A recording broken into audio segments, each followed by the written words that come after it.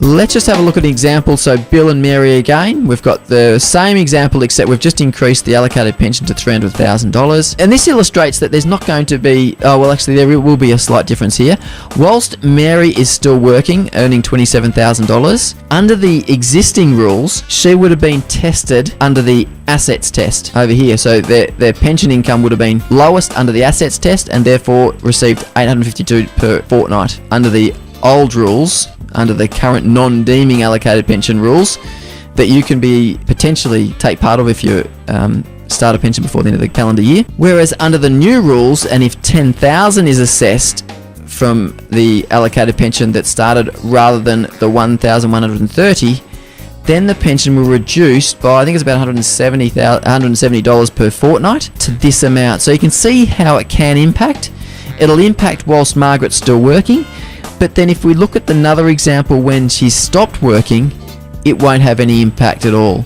So impact if you're assessed under the income test, but if you're assessed under the assets test, so here Margaret's no longer working, it's the assets test that applies, so neither of these actually apply, and therefore whether you're caught in the old rules or the new rules doesn't matter because it's the assets test that applies.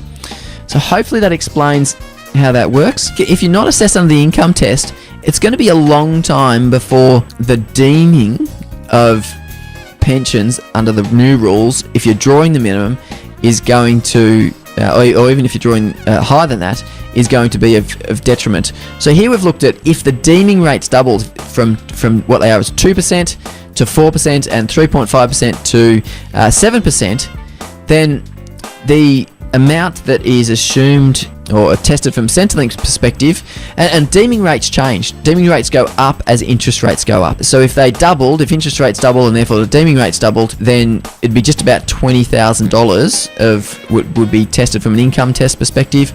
But look, it still means that you're going to be tested under the assets test, not the income test over here.